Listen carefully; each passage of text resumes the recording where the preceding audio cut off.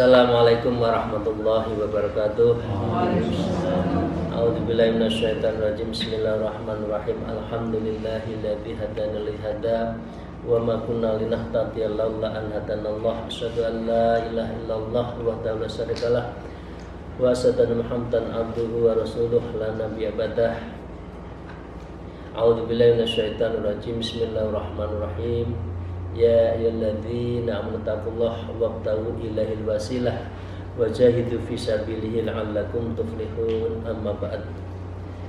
Para salikin, para murid suluk yang saya hormati, kolega, jamaah dan kawan-kawan, Bapak Ibu sekalian, mari kita memulai dan meneruskan mengaji kitab ini seizin guru-guru kita. Untuk itu kita bersyukur alhamdulillahirabbil alamin ala kulli halin wa nikmatin, dan bersalawat kepada junjungan kita Nabi Agung Nabi Muhammad Rasulullah sallallahu alaihi wasallam. Allahumma shalli wa sallim wa barik alaih. Amma ba'd. Ibu dan Bapak sekalian, kita sudah diingatkan oleh Imam Ghazali yang 4 hal yang itu bisa mengganggu upaya kita untuk mendekatkan diri pada Allah. Yang pertama adalah masalah dunia, itu yang membelenggu, dan seringkali kita menjadi terlupakan akan kewajiban kita sebagai hamba Allah yang mestinya sebagai Abdullah, akhirnya menjadi Abdul Butun dan Hubbud Dunya atau Abdul Dunya. Yang kedua, kemarin kita juga bahas tentang makhluk. Makhluk bukan berarti kita jauhi, tetapi sesama makhluk adalah muasyarah, untuk melakukan muamalah saja, sehingga manusia tidak diperkenankan untuk menghamba kepada manusia, takut kepada manusia, takut kepada atasan, selama kita menjalankan tugas-tugas yang di antaranya. Nah, bukti walau manusia itu seringkali hanya kepentingan, begitu kita wafat 2-3 langkah orang sudah lupa kepada kita, 2-3 hari orang juga sudah lupa kepada kita, meskipun itu tokoh, kecuali adalah para ulama. Kalau ulama masih banyak orang yang wa khususun ila ruhi, tapi kalau wa khususun ilal amri itu nggak ada, wa khususun ilal menteri wazir itu nggak ada, kecuali menteri yang memang ulama. Nah, mari kita lanjutkan. Wa qala al-mu'allif fi hadzal kitab wa nabima bi ulmiha fid darain amin ya rabbal alamin. A'udzubillahi minasyaitonir rajim. Bismillahirrahmanirrahim. Afala yakunu minal ghaib wabnil adim an tadayya ayyamaka ma'a haula'il khalqi. Kalau kita bergantung pada manusia, apakah bukan suatu kebodohan? Afala yakuna minal ghabnil azim, bodoh, murokab, goblok, senemen-nemennya. Ini disebut dengan ghabnil azim, sebodoh-bodoh manusia. Mengapa? Karena kalau Anda antudayya ayamaka ma'a haula'il khalq, bila mana engkau menyanyikan hari-harimu ayyamaka ma'a haula'i khalqi, yang sehari-hari kamu itu isinya menungso, isinya wedi tak karo menungso, isinya takut pada atasannya, pada atasan tidak bisa begitu saja memecat. Dia hanya memecat kalau kita tidak perform, kalau KPI kita kurang. Kalau baik ngapain takut? Tapi kadang-kadang orang itu kan menghamba pada atasannya. Ini yang tidak diperkenankan. Kalau ada atasan yang begitu mudah untuk memindah-mindahkan, itu atasannya namanya zalim, mengurangi hak, mengurangi apa yang mestinya harus diperoleh, itu zalim. Dan ini sangat tidak diperkenankan. Ya, ma'akillatil wafa'i wa killatil baqa' ma'hum, padahal tidak banyak pemenuhan yang mereka berikan kepada kita. Paling memberikan kita itu pada menjelang SK turut saja, setelah itu juga enggak. Tapi orang itu kalau sudah menunggu SK, nyembah-nyembahnya pada orang kok rakaprah. Nah, ini bahasa Jawa ya, rakaprah, enggak karu-karuan. Nah, itu menurut saya tidak pas. Dan wakillatil baqa' ma'ahum, dan sedikit sekali kelangsungan hidup Anda bersama mereka. Enggak, cukup muasyarah, cukup bersilaturahim, menjaga hubungan. Tidak usah sampai deple-deplenya itu nek Gusti Allah, kepada Allah itu deple-deple. Deple-deple itu menyerahkan segalanya, bukan hanya sekedarnya, tapi betul-betul kita menyerahkan pada Allah. Nah, dengan demikian wa tatruka hikmatallah ta'ala alladzi yarji'u ilaihil amru wahdah, dan engkau meninggalkan berbakti pada Allah yang maha satu itu, yang maha kuasa itu. Kemudian kamu meninggalkan Allah untuk menuju kepada bergantung pada manusia. Ini yang tidak boleh. Karena bergantung pada manusia berarti Anda melakukan syirik kecil yang mempercayai segala sesuatunya itu ditentukan oleh manusia, padahal tidak. Padahal itu hanya sebagai wasilah yang Allah telah tentukan sebelumnya. Fala yaqulaka illa huwa abadan abidin. Segala masalah bagi itu tidak ada yang kekal kecuali Allah. Illa huwa, kecuali Allah. Huwa. Huwa itu kalau dalam thariqah tertentu itu biasanya zikirnya itu sudah pada hu. Hu itu pengertiannya Allah. Ya, hu. Itu kalau sudah bahasa Jawanya itu bukan kesurupan ya, ini sudah istighraq, sudah merasakan nikmatnya beribadah, hu menyatu. Nah, artinya yang harus kita tuju adalah huwa Allah yang ada, serba ada, dari yang mengadakan, dari tidak ada, yang selalu ada, kapan saja ada, dan tidak pernah tidak ada. Itu Allah. Kalau kita itu kan tidak pernah ada, diadakan, nanti tidak ada, kemudian diadakan lagi. Padahal yang abadin itu adalah selama-lamanya, itu adalah Allah. Nah gitu seringkali kita itu meninggalkan Allah. Wal hajata kulluha ilaihi, dan berbagai kebutuhanmu itu seluruhnya padahal tertujunya mintanya kepada Allah, bukan kepada manusia. Wattuk lanu kulluhu alaihi wal itasamun kullu fi kulli halin, ya. Dan Anda berpasrahnya itu mestinya harus seluruhnya kepada Allah. Wal itasamu, dan kita menjagaan itu dalam fi kulli halin, dalam sebuah kondisi itu Allah yang menjaga kita. Ini nanti pada namanya muraqabah sifat. Allah yang maha kamaliyatus sifat itu menunjukkan bahwa Allah wa huwa ma'akum aina ma kuntum. Allah itu bersama kita dimanapun berada. Lah itu kok kita tinggalkan? Kalau manusia kan tidak menyertai kita 24 jam. Maaf, istri saja juga masih terpisah, hanya kalau sedang mau tidur, mau sarapan saja. Tapi kalau Allah itu min hablil warid, dekat dengan kita sejengkal leher kita. Allah ada dikata wa huwa ma'akum aina ma kuntum, Allah ada dimanapun bersama kita. Lah, gitu kok kita lupa, gitu kok kita tinggalkan, gitu kok kita yang dicari manusia. Nah, karena itu manusia seringkali menghalangi untuk mendekatkan pada Allah.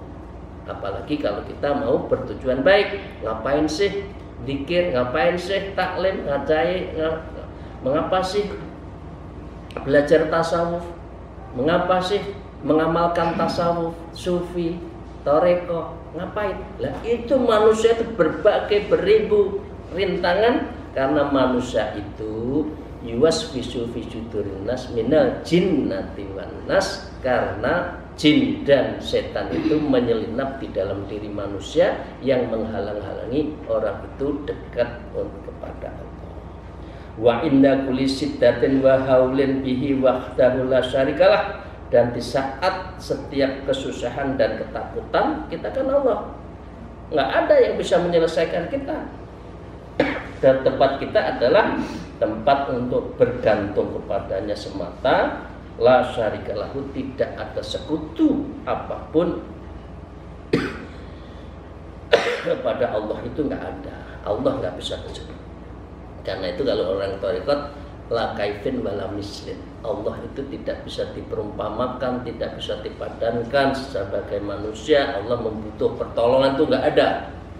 Yang membutuhkan pertolongan kita itu, yang membutuhkan pertolongan itu adalah kita kepada Allah. Nah, dengan demikian, fata'ammala ya miskin, maka renungkanlah wahai orang yang kita semua miskin akan dekat dengan Allah. Jadi kadang-kala fa'atammala ya fakir, kadang-kala disebut miskin. Miskin, fakir, miskin itu pada prinsipnya pengertian umumnya khususnya itu adalah membutuhkan. Orang yang tidak punya kekuatan apa, tidak mempunyai pengetahuan apa-apa, kemudian disebut al-fakir, biasanya kan gitu kan. Nah, karena itu renungkanlah, la'allaka tursyadu insyaallah ta'ala, semoga Allah memberikan petunjuk kepada kita insyaallah ta'ala. Wallahu walil hidayah wa bifadlih, semoga Allah memberikan kewenangannya itu apa? Petunjuk, apa? Bifadlih, dan anugerahnya. Jadi hidayah wa taufik, hidayah wal fadli. Karena itu panjenengan sudah membiasakan salat lil fadlillah. Tidak ada satupun kalau tidak karena fadilah Allah, anugerah Allah, maka kita tidak akan pernah mendapatkan sesuatu di dunia ini. Itu menutup dari kita jangan bergantung pada manusia. Nah, yang ketiga, Bapak Ibu sekalian, wa amman nafsu fa hasbuka ma tusyahiduna min halatiha wa rota'atin iradatiha wa su ikhtiyariha. Adapun nafsu fa hasbuka ma tusyahidu min halatiha, maka cukuplah bagi kita yang telah engkau menyaksikan dari berbagai kondisi nafsu. Orang sudah tahu kalau nafsu itu pasti jelek. Nafsu itu amarah bisu. Di dalam diri manusia itu yang jelek itu ada dua nafsu. Yang pertama adalah nafsun natikoh, otaknya selalu otak udang, culas, membuat strategi, wa makaru, membuat rencana-rencana jahat. Yang kedua adalah nafsul lawamah, yang itu yang ibu bapak sekalian setiap hari kolbunnya itu dizikirkan, satu kali duduk 5.000 itu dalam rangka membunuh agar kolbunnya itu jatuh cintanya kepada hati, bukan kepada nafsu. Nah, itu ya bapak sekalian ya. Itu mengapa kita harus zikirkan kolbun kita itu, namanya dzikrul latifatul kolbi. Itu dalam rangka agar kolbun kita itu bersih, tidak dikuasai oleh nafsu. Ya, kita sudah tahu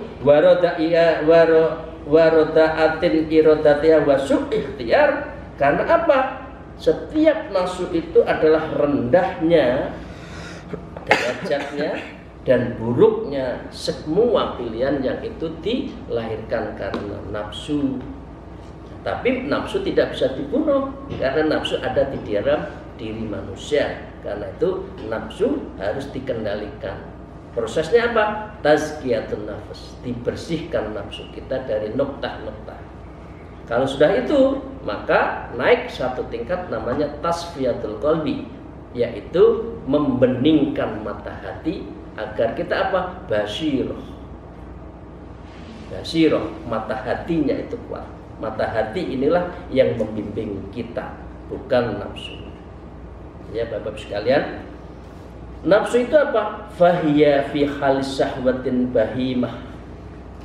Maaf, nafsu itu menyelinap seperti binatang. Kalau orang punya nafsu, kadang-kala tidak mengerti agama, tidak memegang agama. Nafsu ini jangan dimakan, maaf, ada khinzir, adam, babi ya, babi, damun, darah. Kalau sudah nafsu bukan hanya darah dan bangkai dan bukan hanya sekedar khinzir, aspal pun dimakan. Karena sudah nafsu, artinya korupsi. Karena sudah tidak bisa mengendalikan terhadap dirinya. Itu artinya orang kalau terkena nafsu, yaitu khalis syahwatil bahimah, itu seperti syahwatnya binatang. Wal ghadabu sab'un wa fi halil musibah wa fi halil ghadab, dan kalau marah orang itu sab'un wa fi halil sab'un, seperti binatang buas. Wa fi halil musibah, dan dia itu dalam kondisi musibah apapun itu mesti marah. Bapak Ibu sekalian, kita sering masih dengar kalau marah kebun binatang keluar semua. Ini karena nafsu, bukan dibimbing oleh hati, bukan dibimbing oleh nuraninya, tetapi oleh nafsunya. Itu kalau sudah marah seperti halnya binatang buas, asyiba, ya, saling menerkam, tidak mengenal ini kawan, apalagi berkaitan dengan jabatan kekuasaan, udah saling sikut, saling injak, ya, pura-pura dirangkul tapi ditekek. Ini kan kadang-kala orang itu ngerangkul tapi sebetulnya meeting agar dia yang lari, yang dapat. Ini strateginya orang politik biasanya seperti itu. Nah, seperti itulah nafsu. Yang ketiga, taroha tiflan shaghiran wa fi halin nikmah. Orang yang kena nafsunya terlalu kuat, taroha seperti kelihatan, tiflun anak kecil, tiflan shaghir seperti anak kecil itu, wa fi halin nikmah, ketika mendapatkan nikmat. Coba dikasih permen, kira-kira anak kecil itu joget-joget enggak? Dia lari-lari sambil joget-joget enggak? Itu orang kalau sudah nafsu itu seperti anak kecil, akal sehatnya sudah tidak berjalan. Ya Bapak sekalian ya. Apalagi taroha fir'auna wa fi halju. Orang yang nafsu itu seperti Fir'aun yang di dalam segala sesuatu sedang lapar. Semuanya mau dibunuh, semuanya akan dihajar, semuanya akan dikendalikan, semua harus ikut dia karena lapar, semua dia harus ikut. Apalagi taroha masnunan wa fi halin sabu'i. Kalau orang yang nafsu itu seperti orang kelihatannya majnun, Laila Majnun, jatuh cinta itu seperti orang gila. Titik-titik kucing rasa coklat, karena sudah tidak akal sehat lagi. Karena seperti ini sudah gila. Orang lihat aja kalau orang mencintai itu, waduh, siang malam nggak bisa tidur, lihat foto itu aja bisa bicara, nah, gitu kan? Ini yang muda-muda itu masih begitu ini, ya.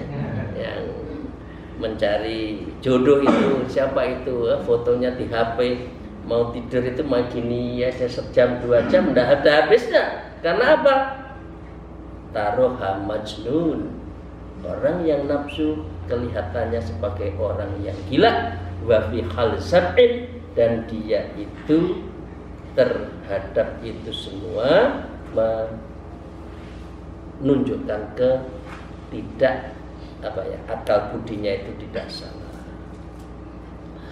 Kemudian wa fi halin sab'in, dalam kondisi yang dia lakukan itu juga kalau sudah kenyang. Kalau sudah kenyang itu juga orang udah maaf ya, kalau kenyang kan ngantuk itu sudah nggak bisa ditahan kan, ada siapa udah, itu karena nafsunya menjadi tidur. Nah, taroha muhtalan, dan orang yang nafsu biasanya adalah orang yang congkak, nafsu kekuasaan congkak, nafsu kekayaan congkak, nafsu terhadap ingin memiliki, itu mestinya saya. Waktu dulu itu mestinya jatuh cintanya kepada saya, kok teman saya, nah, itulah. Jadi dia tetap nggak rela itu, yang calonnya itu kok larinya di yang menang kok temennya gitu. Padahal temennya itu diam, karena diamnya itu pakai hizib terus. Pakai hizib mahabbah, namanya hizbul khofi. Ini yang anak-anak muda ini ya. Kalau hizbul khofi itu apa? Wa in kana ra'a apa? Wa in kana wajhan kal Yusuf gitu ya. Jadi, kalau melihat wajahnya seperti Yusuf cantik, wa ingkana apa? Pokoknya itu ceritanya kalau melihat ini tongkatnya Nabi Musa. Kalau melihat orang ini saya Nabi Yusuf. Nah, jadi orang melihat saya itu seperti Nabi Yusuf yang mengejar-ngejar seperti Zulaikha mengejar saya. Kira-kira gitulah ya.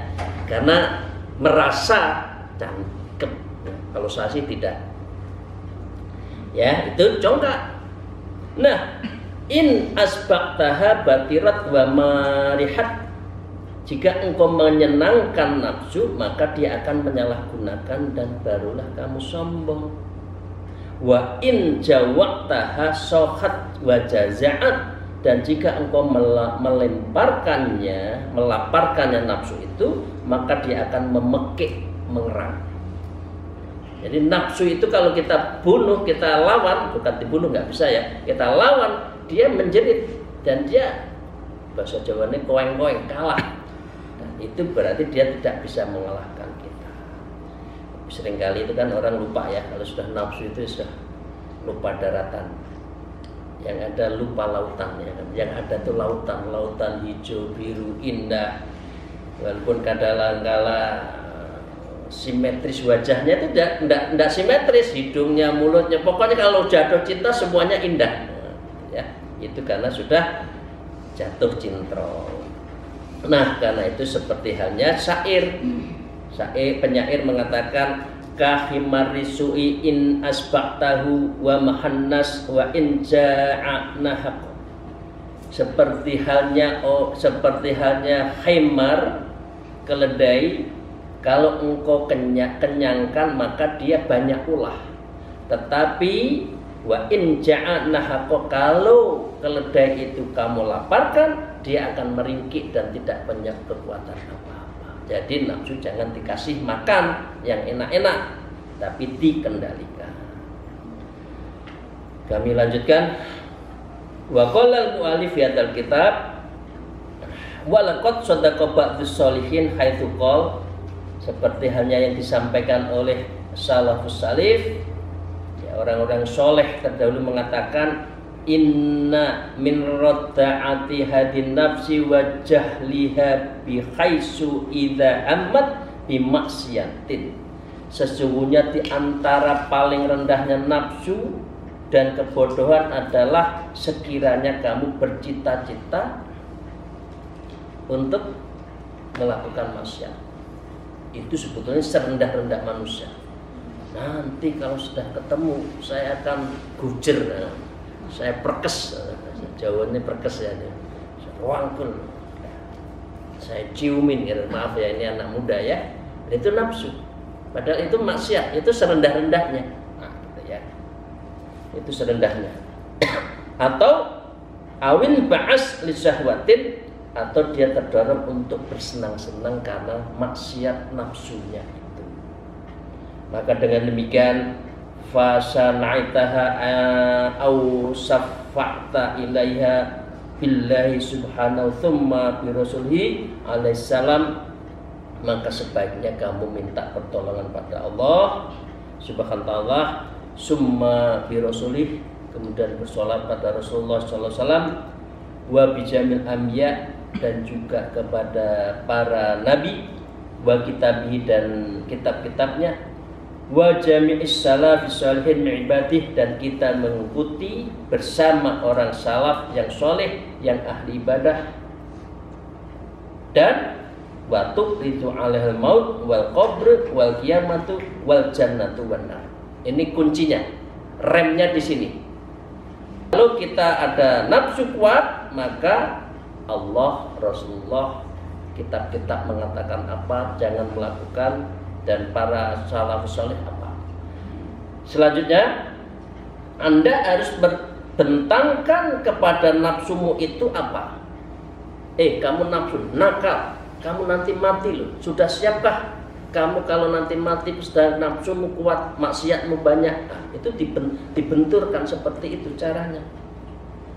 Ya, wal kubur, apakah nanti dikubur kamu lepas dari siksa kubur? Dosamu seberapa? Kamu akan digodok oleh malaikat munkar nakir, dihadapkan seperti itu. Baru nanti nafsu itu, hati kita itu mulai agak kendor. Wal kubur, wal kiamah, nanti kiamat. Wal jannah, wan nar. Oh, alhamdulillah kalau saya tidak terlalu nafsu, tapi pakai hati, amal kita, insya Allah kita jannah. Tapi kalau yang mengendalikan kita itu nafsu, annar, nanti masuk neraka. Itu harus pengeremnya di situ. Wala tu'til inqiyada wala tatruk kusahwat. Dengan cara itulah niscaya kamu akan memberikan kepatuhan, akan meninggalkan apa? Syahwat tadi, kesenangan. Jadi itu Bapak Ibu sekalian ya, yang saya hormati. Jadi nafsu itu bukan untuk dibunuh tapi dikendalikan. Nah, selanjutnya, tsumma inistaqbaltaha biman'i raqib taskunu wa tatruku syahwataha lita'lama khissataha wa jahlaha. Kemudian jika engkau telah menghadapi nafsu dengan menolak sepotong roti, atau sepotong roti itu iming-iming, diiming-iming, enggak, saya enggak mau, ini halal enggak? Nah, kira-kira itu sah enggak? Kira-kira itu ya, kalau sah boleh, kalau sudah ada akad nikahnya kan boleh, nah, gitu. Taskunu wa tatruku syahwataha, maka engkau mesti diam dan engkau meninggalkan keinginan itu, direm. Ini enggak benar, ini syubhat, ini haram. Lita'lama khissataha wa jahlaha, agar engkau mengetahui keremehan dan nafsu pun itu sebetulnya bodoh, dan nafsu itu bisa dikalahkan oleh nurani, oleh hati nurani. Fa iyyaka ayyuhar rajul antaghfula anha, maka sebaiknya kamu itu lalaikan nafsu itu, jangan ikuti nafsu. Seperti hanya Allah berfirman, khaliquhal alimu biha jalla jalaluhu innan nafsa la ammaratun bisu. Karena sesungguhnya Allah menciptakan nafsu itu ya, sebagai Allah penciptaan yang jalla jalaluhu.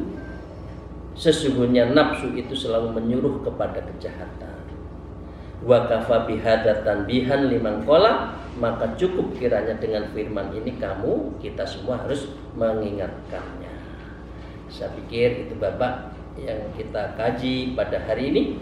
Semoga kita setelah mengetahui bahwa bagaimana kita berhubungan sesama manusia yang baik untuk ibadah, itu yang kita desain, kita akan lakukan. Yang kedua, kita juga bisa tahu terhadap posisi nafsu di dalam diri kita untuk kita kendalikan. Nah, semua di dalam diri kita itu yang memerintahkan haruslah hati nurani, karena hati nurani apa? Hati nurani itu al-malik dan akal itu adalah al-wazir. Jadi perdana menteri, menterinya itu harus ikut raja, dan rajanya itu adalah hati nurani. Ibu-ibu, bapak-bapak yang nanti akan makom berikutnya nanti akan zikir, namanya zikrul ruh, zikrul sir ya, itu semua berkaitan dengan yang substansi dalam ciri kita itu nanti disentuh dengan zikir-zikir agar kita itu lembut ya, semuanya tiada lain terpaut dalam nurani dan itu ditujukan pada Allah. Demikian, terima kasih, maaf pada ibu bapak sekalian. Mohon maaf atas segala kekurangan saya. Semoga Allah meridhai dan memberkahi kita semua. Alfu minkum wallahul muwaffiq ila aqwamit thariq. Wassalamualaikum warahmatullahi wabarakatuh.